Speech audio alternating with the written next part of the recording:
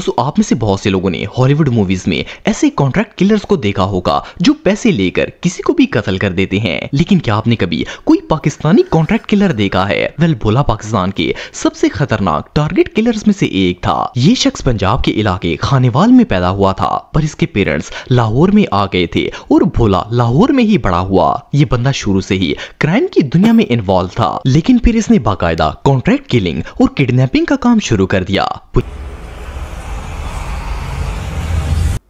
Hello guys, welcome back again. एक बार फिर हाजिर है एक और ज़बरदस्त वीडियो के साथ। आज हम बात करने वाले हैं पाकिस्तान के सबसे ख़तरनाक तरीन जो क्रिमिनल्स हैं, उनके बारे में आप नहीं जानते होंगे। तो जो सबसे ख़तरनाक तरीन, जिसको बदमाश भी बोलते हैं, गुंडे भी बोल देते हैं, तो आप इस वीडियो में देखेंगे कि आखिर वो कौन से पाकिस्तान के टॉप जो सबसे ज़्यादा ख़तरनाक लोग हैं, आज इस वीडियो में आप देखेंगे। तो इस वीडियो में बहुत मज़ा आने वाला है, तो इस वीडियो को पूरा देखिएगा। इस वीडियो का रीजन लिंक आपको डिस्क्रिप्शन में मिल जाएगा, आप वहाँ जाके विजिट कर सकते हैं। तो टाइम ज़ाया किए बगैर वीडियो को शुरू करते हैं। Let's go. तो मेरा नाम है वकास हैदर और आप देख रहे हैं हैदर टीवी। दोस्तों, किस तरह लाहौर का एक कॉन्ट्रैक्ट किलर लोगों से पैसे लेकर किसी को भी कत्ल कर देता था, और क्या हुआ जब एक शख्स ने छोटी सी लड़ाई होने पर एक खानदान के 22 लोगों को मौत के घाट उतार दिया। प्लस कैसे मिठाई बेचने वाला एक आम इंसान पंजाब का सबसे खतरनाक तरीन क्रिमिनल बन गया। वेल, आज के इस वीडियो में मैं आपको पाकिस्तान के सबसे डेंजरस क्रिमिनल्स के बारे में बताने जा रहा हूँ। तो शुरू करते हैं अपना काउंटडाउन। मक्खी अराई। दोस्तों, मक्खी अराई का ताल्लुक टोबा टेक सिंह से था। ये अपने इलाके का सबसे बड़ा बदमाश था। एक दफा इस शख्स की जट फैमिली के एक बंदे से लड़ाई हो गई, तो मक्खी बदमाश ने गुस्से में आकर इस जट ग्रुप के 22 लोगों को मौत के घाट उतार दिया। इसके अलावा ये ड्रग्स और असला स्मगलिंग का काम भी किया करता था। आप बिलीव नहीं करेंगे कि ये इतना बड़ा मुजरिम था कि पंजाब पुलिस में इस शख्स पर 470 केसेस दर्ज किए गए थे। लेकिन इतने केसेस होने के बावजूद भी पुलिस इसे पकड़ने में नाकाम रही। कहा जाता है कि मक्खी अराई को कराची के फेमस डॉन उजैर बलोच की भी फुल सपोर्ट हासिल थी, और इसने उजैर के कहने पर कई लोगों के गले भी काट दिए थे। खैर, जब ये क्रिमिनल आउट ऑफ कंट्रोल हो गया तो पंजाब पुलिस ने जड़ावाला के अंदर एक ह्यूज ऑपरेशन किया ताकि मक्खी अराई को पकड़ा जा सके। पुलिस ने इसके सारे साथियों को कत्ल कर दिया, और इस ऑपरेशन में मक्खी अराई भी गिरफ्तार हो गया। लेकिन ये बंदा इतना खतरनाक था कि इससे पहले किसी पुलिस स्टेशन में लेकर जाया जाता, इसने पुलिस वैन के अंदर ही एक कांस्टेबल से गन छीन ली और गाड़ी में मौजूद 3 पुलिस ऑफिसर्स को कत्ल कर दिया। पर इससे पहले कि ये वहां से भाग पाता, एलीट पुलिस ने इस पर ओपन फायरिंग कर दी और इसे गोलियों से छलनी करके इसका एनकाउंटर कर दिया। एनीवे, जो भी हो, ये पाकिस्तान के सबसे डेंजरस क्रिमिनल्स में से एक बड़ा खतरनाक बंदा था, भोला बदमाश। दोस्तों, आप में से बहुत से लोगों ने हॉलीवुड मूवीज में ऐसे कॉन्ट्रैक्ट किलर्स को देखा होगा जो पैसे लेकर किसी को भी कत्ल कर देते हैं। लेकिन क्या आपने कभी कोई पाकिस्तानी कॉन्ट्रैक्ट किलर देखा है? वेल, भोला पाकिस्तान के सबसे खतरनाक टारगेट किलर्स में से एक था। ये शख्स पंजाब के इलाके खानेवाल में पैदा हुआ था, पर इसके पेरेंट्स लाहौर में आ गए थे और भोला लाहौर में ही बड़ा हुआ। ये बंदा शुरू से ही क्राइम की दुनिया में इन्वॉल्व था, लेकिन फिर इसने बाकायदा कॉन्ट्रैक्ट किलिंग और किडनैपिंग का काम शुरू कर दिया।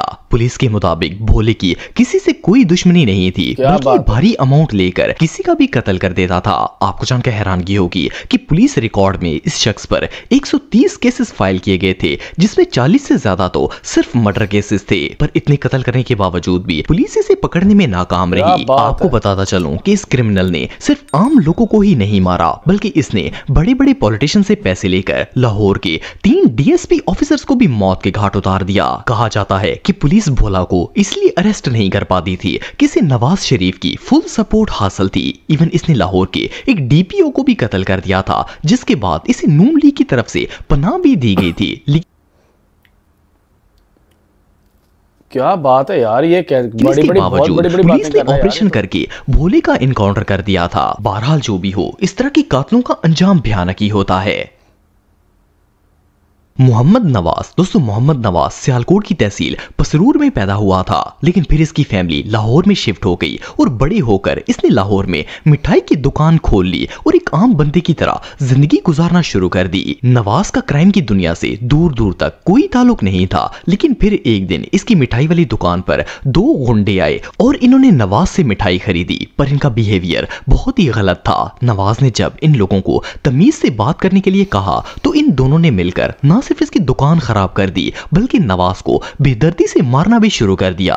खैर, जब पुलिस तक ये बात पहुंची तो पुलिस वालों ने फोर्सफुली इनकी सुलह करवा दी। अभी कुछ ही वक्त गुजरा था कि नवाज के छोटे भाई ने लाहौर में एक मकान खरीदा, लेकिन इस इलाके के इंस्पेक्टर ने जबरदस्ती उस मकान पर कब्जा कर लिया और जब इसके भाई ने अपना हक मांगा तो इंस्पेक्टर ताहिर रशीद ने नवाज के भाई को बेदर्दी से कत्ल कर दिया। जब नवाज के छोटे भाई को बेदर्दी से कत्ल किया गया तो इस हादसे के बाद नवाज की जिंदगी मुकम्मल तौर पर बदल गई। इसे समझ आ गई थी कि दुनिया में शरीफ लोगों की कोई जगह नहीं है, सो इसने क्राइम की दुनिया में कदम रख लिया। उस दिन से मोहम्मद नवाज नाजी भट्ट बन गया। सबसे पहले इसने अफजाल नाम के उस नहीं, जाहिर बात है यार, जिसके भाई को मार दिया, सब कुछ जलील कर दिया। सही बात है, शरीफ बंदा जो शरीफ शराफत में रहता है उसको जीने कहाँ देता है। वो बेचारा अपना काम कर रहा था, उसको इतना जुल्म किया और उसको यानी मुजरम बनने पे मजबूर किया गया ना। मोस्टली ऐसे होता है, आजकल भी ऐसा होता है।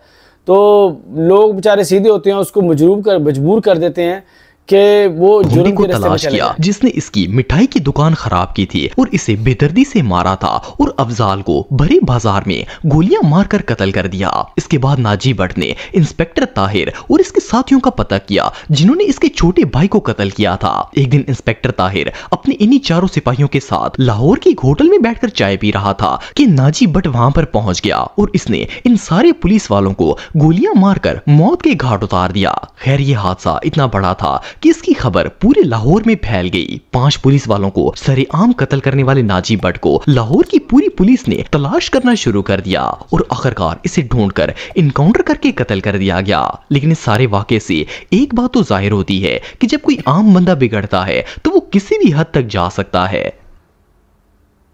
अफजल बाजवा। दोस्तों, अफजल पंजाब के सबसे निडर और खतरनाक तरीन क्रिमिनल्स में से एक था, लेकिन इसकी लाइफ हमेशा से ऐसी नहीं थी। ये एक आम सी फैमिली से ताल्लुक रखता था। जब अफजल की स्टडी कंप्लीट हुई तो इसके वालिद ने इसे वापडा में भर्ती करवा दिया। ये गवर्नमेंट का मुलाजिम था और इसका क्राइम से दूर दूर तक कोई वास्ता नहीं था। पर फिर एक दिन इसके 2 जिगरी दोस्तों को किसी ने बेरहमी से कत्ल कर दिया।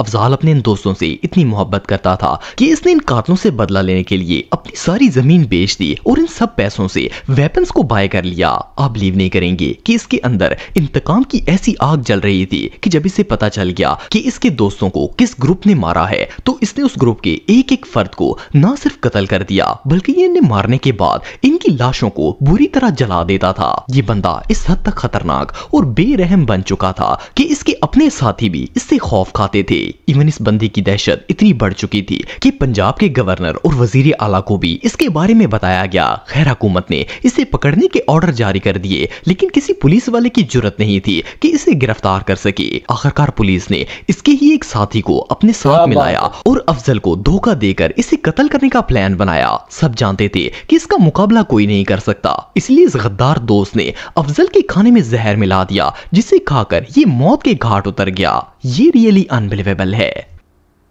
साबिर जट। दोस्तों, साबिर का ताल्लुक गुजरांवाला से था। ये बेसिकली एक पॉलिटिकल फैमिली से ताल्लुक रखता था और शुरू से ही पावर के नशे में मगन था। एक दफा इसकी पार्टी के अगेंस्ट एक और बदमाश इलेक्शन में खड़ा हो गया तो साबिर की इसके साथ दुश्मनी शुरू हो गई। सिर्फ जिद में आकर साबिर ने उस ग्रुप के एक डेरे पर रॉकेट लॉन्चर से हमला कर दिया और ना सिर्फ इनका पूरा डेरा तबाह कर दिया बल्कि इस हमले में 8 लोग भी कत्ल हो गए। इस दुश्मनी में साबिर ने ऑलमोस्ट 25 लोगों को मौत के घाट उतार दिया था और ये बंदा कोई आम गुंडा नहीं था बल्कि ये गुजरांवाला के बड़े बड़े बिजनेसमैन से भत्ता भी वसूल करता था।